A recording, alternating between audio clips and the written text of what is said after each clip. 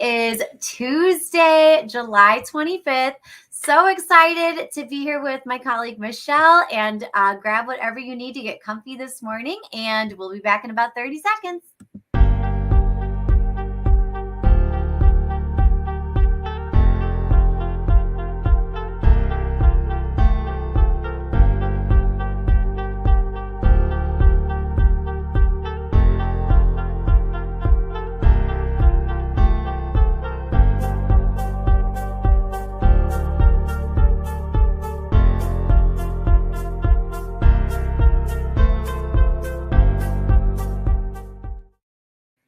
All right. Good morning, everyone.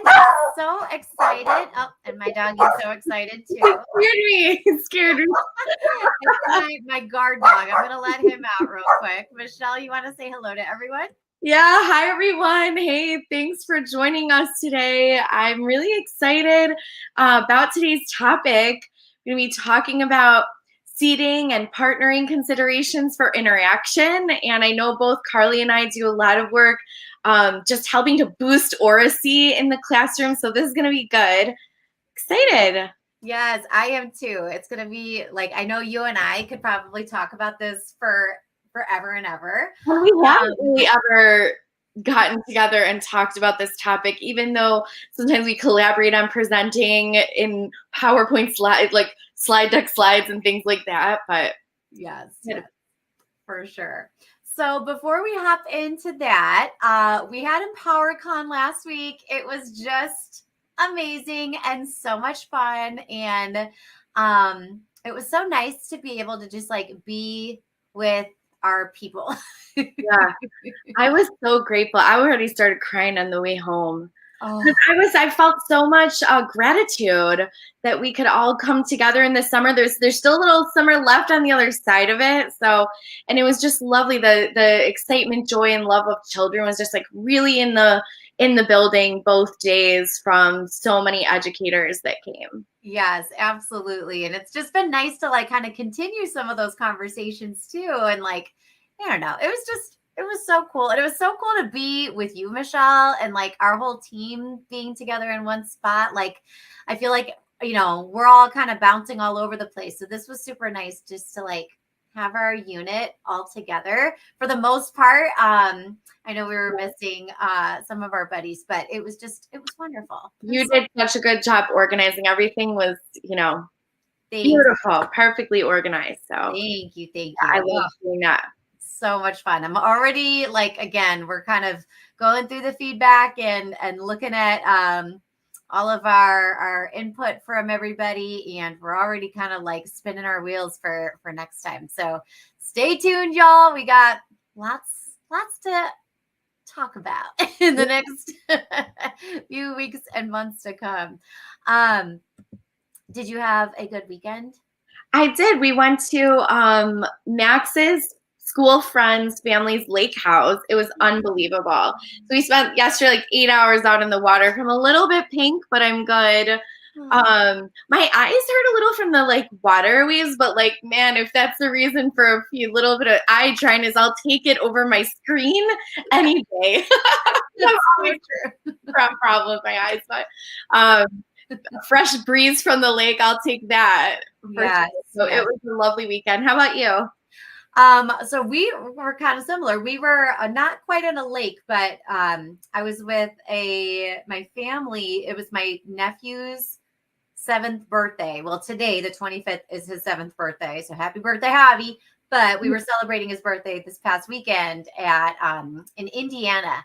My sister has connection to somebody who like rents out their cabin, but they have like private ponds that's not overfished. So I spent the entire day fishing, and it was just like so exciting. I love fishing and I never get to go. So I was like thrilled. That's awesome. That's a good weekend just out in.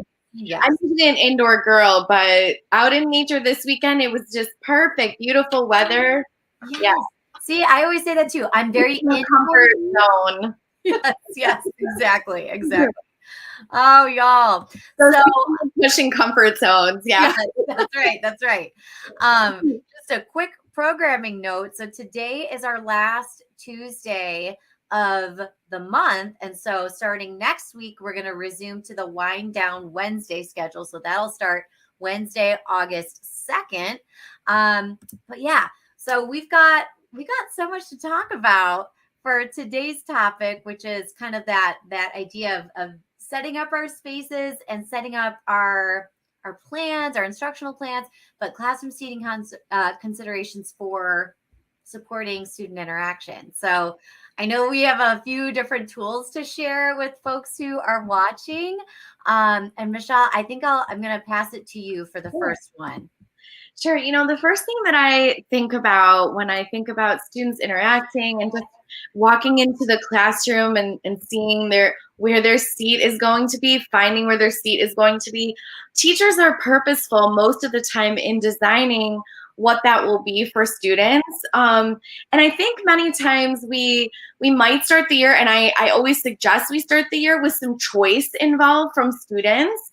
I know when I walk into a crowded room, I'm like trying to find my people, looking. Detected at the front door. I forgot to turn my alarm off. I'm always looking around for people that I spot that are familiar because that's comfortable for me. And I might want to go sit down, chat. I know if we're interacting, if we're asked to do something, we could partner together. And so I like that we would give students some semblance of choice as well. Some teachers find choice problematic. So I think we should talk that through. Why would sitting next to your friends be problematic in school? Yeah. Like to those teachers, I think it will be problematic because you might goof around, not pay attention. Some teachers say, well, if they're only sitting next to so-and-so, they might not use English. They might only use their own language, and that's viewed as a problem. First, I think that could be viewed as a positive, that we have someone to talk to next to us that speaks a language that we can interact and think about what we're learning and talk together freely. Yes. I think this is so important. We don't want to minimize students' use of their home language. But then I always hear from teachers like, well, since I don't know what they're saying, they could be saying anything. Well, any kid could probably be saying anything, in my opinion. We can't possibly hear every single little thing that anyone says to their partner.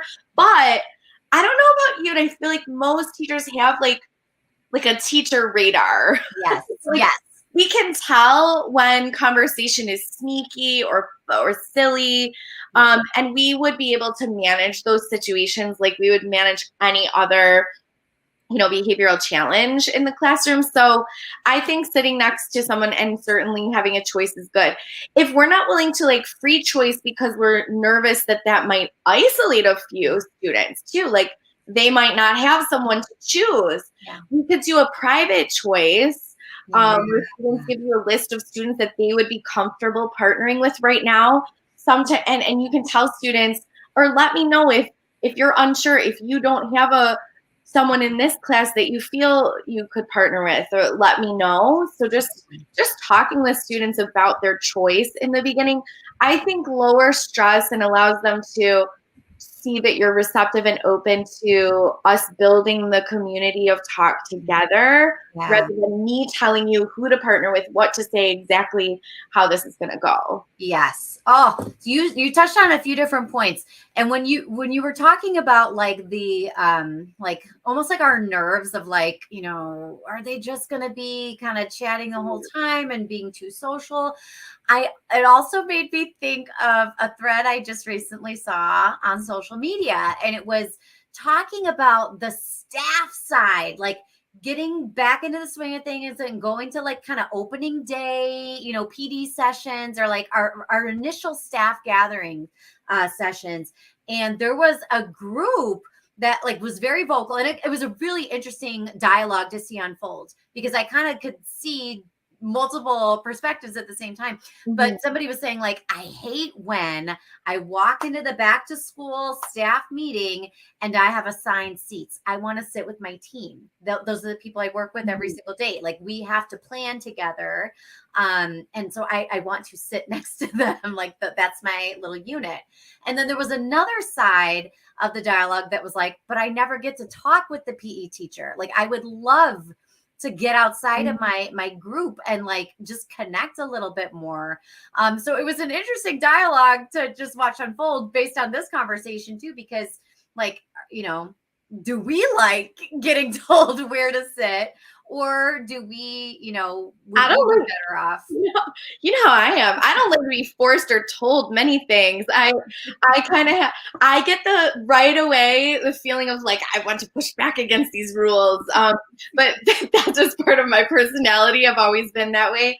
And so I don't like that. But on the flip side, I also think being stagnant next to one partner, just with your team, just with your friend the whole time isn't healthy either. We want multilingual students, just like any other people, adults or kids, to have varied partners. And just my thinking there is just keep things moving. So we have, you know, maybe one partner who we started with, who we chose, and we can return back to that comfort spot.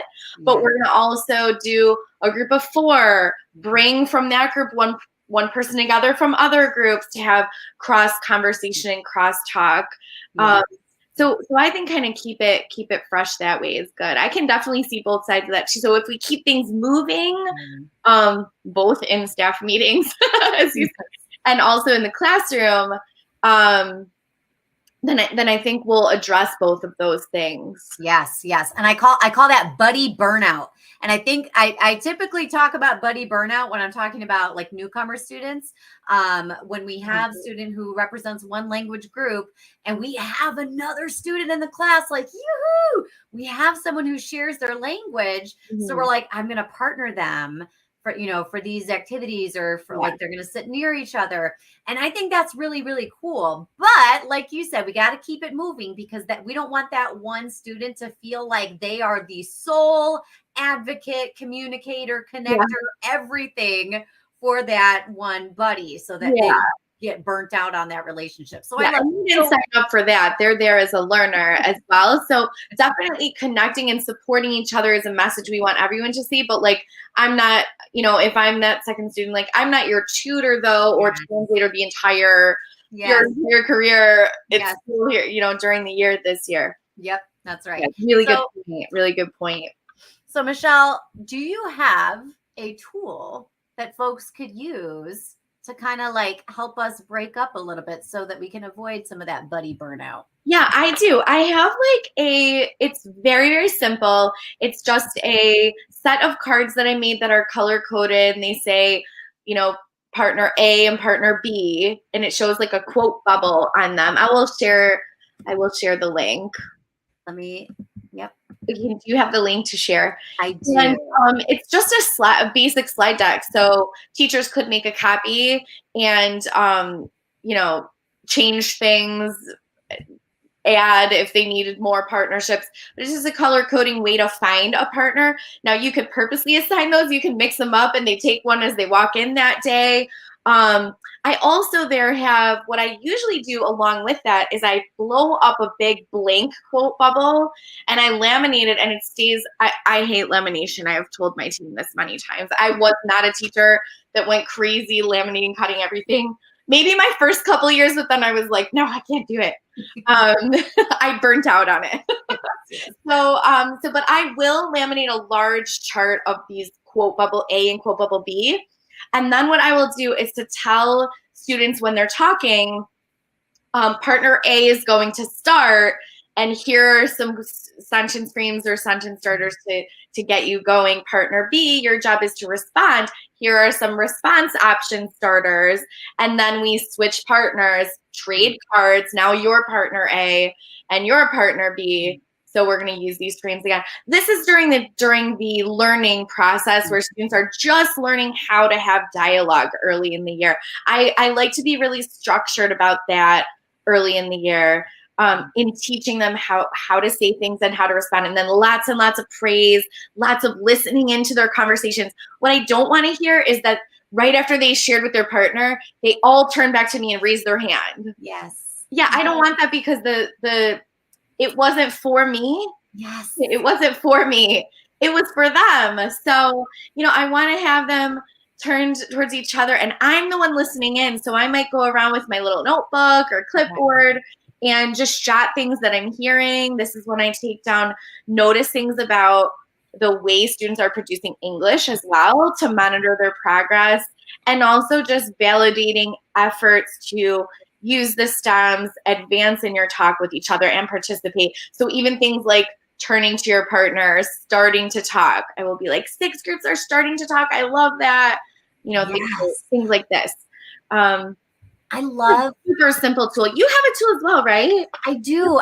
But I just want to say I appreciate so much like the fact that it takes some time, right? To like as kind of establish the routine of having good dialogue and good conversations. And like I talked to people from like, we talked with educators from like pre-kinder all the way up through high school, and everybody needs that practice of having ongoing dialogue and kind of building conversations, and not just doing it for the teacher, but doing it to like support each other. So I really appreciate that you said that. And like as we talk about kind of getting back into the groove of things and launching another school year, like these are great things to kind of build in, like, and take the time to establish, because it is a routine that will need some nurturing for sure. Absolutely. With younger students, sometimes I tuck those cards into one of those clear lanyard badges,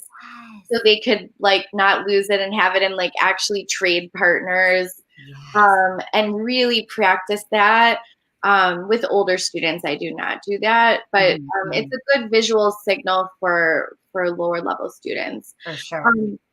For lower grade students. Yeah. The other thing I was just thinking, when I think about, oh wait, you have a tool to share about partnering too. Is it? I do. These are the student sorting sticks. And I love these things so much. And I wish I could say like this was my brilliant idea, but it's not my brilliant idea. I originally found this idea from Illinois Classrooms in Action, and their website is now gone, but it was like a work committee under ISB for a while, and they had such great tools on their website. Luckily, I saved the original in my Google Drive, and so I posted it on my blog, and I'll make sure I link it here for everybody. So that way, if you want to see the original, like the cool one, like go there, you can see the whole, their whole thing. But I just went ahead and I updated it just a little bit to make it just, I don't know, for me, feel a little fresher. And so there's like a set of 40 different strips, and I keep them all on like a ring, just for my own organization. And then I printed them, and this is like a printable. So you could, like, once you get the link, you can print it. I laminated them. It did take some time, but then I have one set that'll last me all year. And they're all numbered. If you're going to use it all year, if it's like a tool that you want to last, if you're passing out more than just one day or hanging it up more than one time, if this is an ongoing tool, that's the time to use it, in my opinion. Yes, totally agree. But it's nice because so each of these are numbered at the bottom. So if you wanted to go back and like collect them all, you could be like, oh, who has number 39? Hopefully none of us have class sizes that exceed 40 because there are 40 different sets here. But this is a really cool way. And I know you said earlier, like sometimes we're really, really intentional about how we group our partner students, but sometimes we really do want like a heterogeneous group, like just real quick, just a really quick sorting mechanism. So on the printout, you can get like a set of directions almost that kind of says like, hey, if you want to split the class in half into 2 large groups, you're going to sort by the number. If you want to sort into 3 groups, you're going to sort by the color of the shape. And then it lists out for you like what are the options, so you can yell them out, like all the squares go over here, all the diamonds go that way. But it's so easy, and I think the younger kids will kind of find it like magical, because you just never know. Like if I am a 5th grade student, and I get a strip that looks like this, there's no way for me to like be able to trade real quick with those around me. Yes, like who else is a square? Because we might not be sorting by shape today. We might be sorting by something else. But I love it. Every strip is a little bit different. And it's just like, again, a quick, easy way to get some groups going, and boom, it's like all done. Love that. Love that tool. Did you share it with them in the? Yes, I'm going to link it. And I realized I'm having linking issues, so I'll have to go back after the live is over and I'll link them in. That's okay. Or we can always give them to a Lindsay too for the roundup. Yes. That's right. One thing another thing I've been thinking about is something that I think I hear often at the very start of the year when teachers are thinking about students, but then also this theme comes back when we're changing seating arrangements, is that many teachers think about kind of spreading out what I like to call your big talkers. Yeah. So it's like me and you, Carly. Yeah. Right. Like, I don't know, but I always had my name on the board with some check marks for like too much talking, too much talking. But I actually think I like to think about it differently. That too much talking. How can we, with one hand, say, I need these partners. I want to have this sentence string so I can listen to you talk. I encourage all this talking, and then say, but you're all in trouble for talking. So I don't like that really at all, that we would reward the behavior in one moment and punish the behavior or state it as a challenge in another moment. Instead, I like to think of it as always a good positive thing, because talking is likely the way that some students learn best.